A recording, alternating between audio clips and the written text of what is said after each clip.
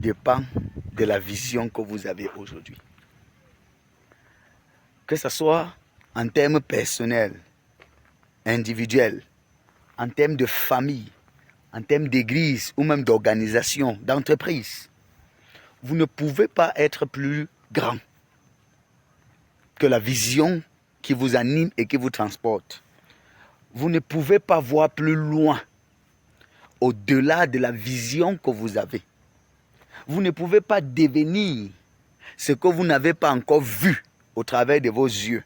Lorsque je parle des yeux, je ne parle pas d'un regard simple, mais je parle d'une vision. C'est-à-dire, avant de toucher avec la main, avant que votre vie ne touche quelque chose de façon palpable, avant que votre famille ne touche un certain seuil, avant que votre église n'arrive à manifester un certain nombre de choses, vous devez voir cela d'abord de loin. Et c'est pourquoi la Bible dira, regarde, aussi loin que tes yeux verront, je te donne en possession. Regarde, aussi loin que tes yeux verront, je te donne en possession. Ça veut dire qu'avant de recevoir, il faut voir. Avant que Dieu ne nous donne, il faut d'abord que nous puissions d'une certaine façon voir. Ça veut dire qu'en fonction de ce que nos yeux voient, nos mains vont toucher.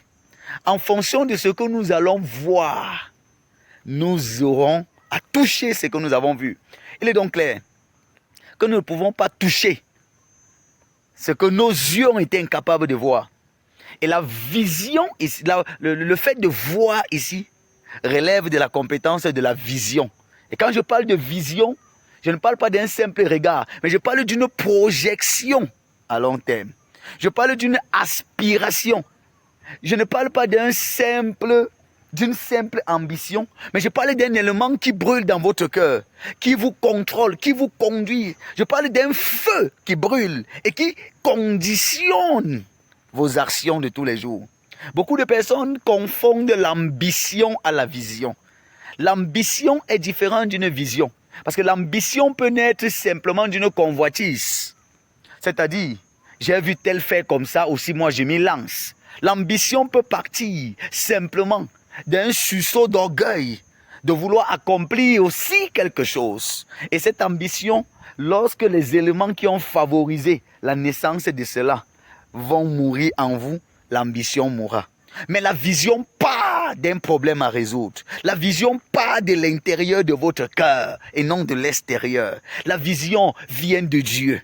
Mais la vision aussi est poussée par l'ensemble des ressentis que vous avez. C'est pourquoi toute vision naît d'un besoin. Toute vision naît par la première étape qui est l'observation du besoin. Vous observez d'abord le besoin et vous remarquerez qu'il y a des choses qui vous sont sensibles, mais qui ne sont pas sensibles aux autres personnes. Vous observez ensemble une même chose, mais vous ne voyez pas la même chose. Deuxième étape, vous allez ressentir le besoin. Vous ne pouvez pas avoir une vision dont vous ne ressentez pas du fardeau pour cette vision. Il n'y a pas de vision sans fardeau. Il n'y a pas de vision sans attachement. C'est pourquoi la troisième étape de la naissance d'une vision, c'est attachement au besoin. Ça veut dire, je ressens, j'observe, je ressens le besoin et je m'attache au besoin. Je dois être un avec ma vision. Vous ne pouvez pas avoir une vision auquel vous n'êtes pas attaché à elle. Si vous avez une vision, vous et votre vision, vous en ferez un et un seul. Vous et votre vision, vous en ferez un et un seul. Et la quatrième étape, c'est de passer à l'action, de l'accomplissement de cette vision. Parce que si vous vous contentez de ne que regarder le besoin, de ne que observer le besoin, de ne que ressentir le besoin, alors cela sera limité. Vous saluerez Canaan, Canaan ni pour votre vision à distance. Si vous vous attachez même au besoin, sans passer par la quatrième phase qui est passer à l'action, vous n'accomplirez jamais cette vision. Cependant, On ne peut pas commencer aussi à passer à l'action d'une chose qu'on n'a pas d'abord visualisée, qu'on n'a pas d'abord eu une vision. C'est pourquoi le fait n'est pas d'abord de commencer par l'action. Il n'est pas question de commencer d'abord par manifester un certain nombre d'actions.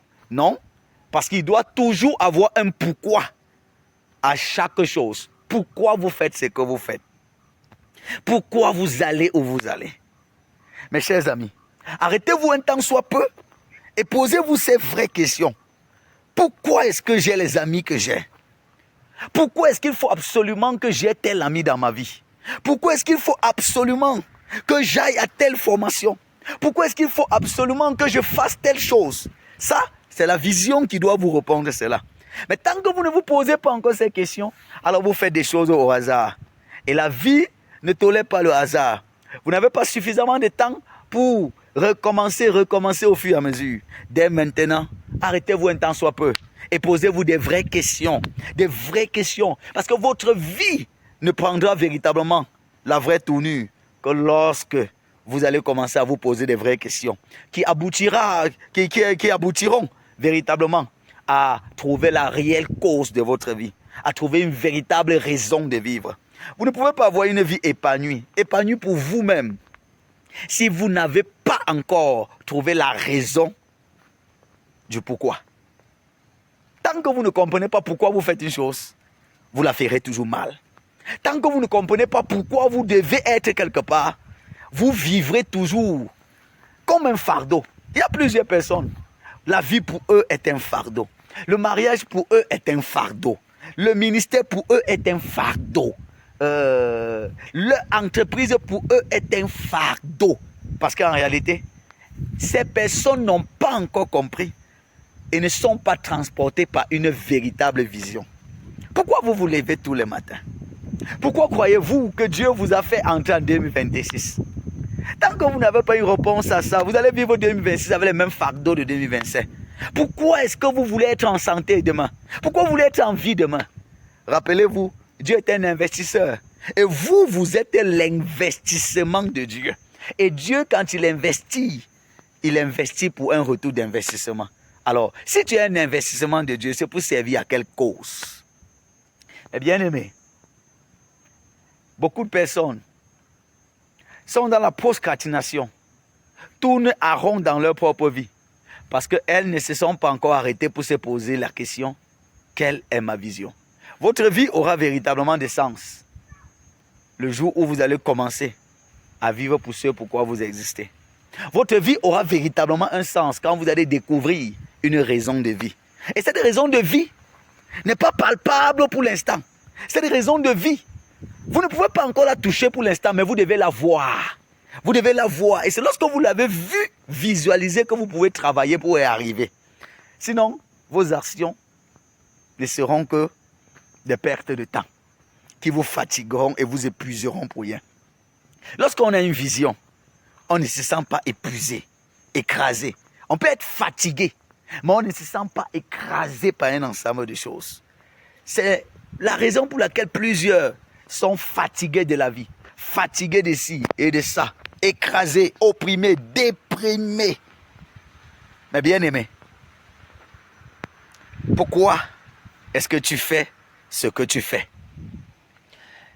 La vision est ce qui va vous donner de sélectionner le choix des actions que vous allez poser. La vision est ce qui, d'une certaine façon, va vous donner de sélectionner. La vision en elle-même vient faire la sélection de plusieurs choses dans votre vie. La vision en elle-même vient choisir vos activités, vient choisir vos amis, vient choisir même la manière dont vous allez investir et même la façon de vous comporter. C'est la vision qui fait ça. Tant que vous n'avez pas de vision, vous êtes sans fin, comme la Bible le dit. Un peuple sans vision est un peuple sans fin. Il va dans tous les sens. Il fait n'importe quoi. Il en est de même pour les familles. Votre famille doit avoir une vision. Pourquoi vous voulez vous marier? Pourquoi est-ce que votre famille existe? En tant que famille, couple, le couple doit se définir une vision de vie. Et le couple, quand les enfants viennent, doivent transmettre cette vision de vie à la famille. Vous savez, Au point où quand on parlera de la famille telle en citant votre nom, que votre environnement puisse savoir quelle est la raison de vie de votre famille, puisse savoir quelles sont les valeurs qui transportent votre famille. Ne vivez pas seulement pour vivre en attendant la mort. Donnez un sens à votre vie. Donnez un sens à votre mariage. Donnez un sens à votre famille entièrement. Et le sens que vous allez donner à votre famille passera par une vision de vie. Je ne parle pas par des titres qu'on met seulement dans les projets de mariage quand on commence. Mais je parle par une vision de vie qui vous conduise, qui conduit vos actions, qui conduise vos décisions, qui peuvent vous donner de faire telle chose ou de ne pas faire telle chose à cause de la vision. Pourquoi votre famille existe? En tant que leader même de famille, vous devez avoir une raison pour laquelle votre famille existe. C'est à partir de là que vous pouvez évaluer votre famille, évaluer la croissance, évaluer la marche. Il en est de même pour l'église. On ne peut pas évaluer une église si au départ il n'y en avait pas une vision claire. Une vision. Une église doit être transportée par une vision. Transportée par une vision auquel elle ressent, auquel elle s'attache et auquel elle pose des actions pour la vision. Il n'y a pas de leadership sans vision. Il n'y a pas de leader sans vision. C'est la vision qui porte le leader. C'est la vision qui transporte le leader. Le leadership s'accomplit au travers d'une vision. Vous ne pouvez pas prétendre manifester un leadership sans qu'il y ait une vision. La vision, c'est le canal de transfusion de la vision, du leadership que vous avez. Votre leadership ne se verra qu'au travers de l'implémentation de la vision que vous portez. Ça veut dire, si vous ne portez aucune vision, votre leadership n'aura aucun sens. Parce que votre leadership consiste à accomplir une vision précise et spécifique. Vous, en tant que leader, à quelque niveau que ce soit, quelle est votre vision? Où est-ce que vous amenez les gens? Qu'est-ce que vous comptez les faire? C'est dans ce pas que Jésus, lorsqu'il appelle ses premiers disciples, il a dit « Suivez-moi et je ferai de vous pécheurs d'hommes. » Suivez-moi et je ferai de vous des pécheurs d'hommes. Donc Jésus, avant le départ de la marche, donc déjà là où il les amène, il leur rassure déjà, là où on part, vous deviendrez des pécheurs d'hommes si vous me suivez. Pourquoi voulez-vous qu'on vous suive, leader? Même dans votre propre famille. Pour que les gens vous suivent, vous devez être capable de les amener quelque part. Et ce n'est pas un simple discours. Ce n'est pas une question de parole simplement. Si vous manquez de vision, même pour diriger votre famille sera impossible. En tant que mari, si vous manquez d'une bonne vision, il sera compliqué pour vous de diriger, y compris votre femme, y compris votre mari, votre famille. Je vais vous dire quelque chose. Beaucoup de femmes, la seule chose qui d'une certaine façon, pour celles qui d'une certaine manière savent où elles vont et savent ce qu'elles veulent, ont besoin d'un homme qui connaît la direction et qui sait où il part. Si vous n'êtes pas capable d'avoir une bonne vision claire pour votre famille, vous verrez qu'au bout d'un temps, la famille va se disloquer, la femme ira à son côté, l'homme ira de son côté et les enfants de leur côté à eux-mêmes. Chers hommes, quelle est la vision de votre famille? Et lorsqu'on a une vision, on travaille à l'accomplir. Lorsqu'on a une vision, on travaille à l'accomplir. Leader, quelle est la vision? Beaucoup de gens vous diront que j'ai une vision. J'ai une vision. Et ils diront même des belles choses, des belles phrases. Quand vous verrez beaucoup de familles, ils ont de très belles phrases formulées en termes de vision. Quand vous verrez beaucoup de leaders, ils vous diront, pour ceux quand même qui ont poussé la réflexion jusqu'à ce niveau, ils citeront des belles phrases. Et vous verrez beaucoup d'églises afficheront des belles phrases en termes de vision. Cependant, une vision ne se détecte pas par les phrases. Une vision ne se détecte pas par la beauté de la formulation. Non. Il y a une différence entre une phrase, une vision et un slogan. Le slogan c'est dit. Et le slogan peut ne pas transporter les gens. Mais la vision va au-delà d'un simple dit. Quand on parle d'une vision, comment reconnaître qu'une personne a une vision? Il est simple. Vous ne pouvez pas dire que vous avez une vision et la vision est dans votre cœur. Jamais.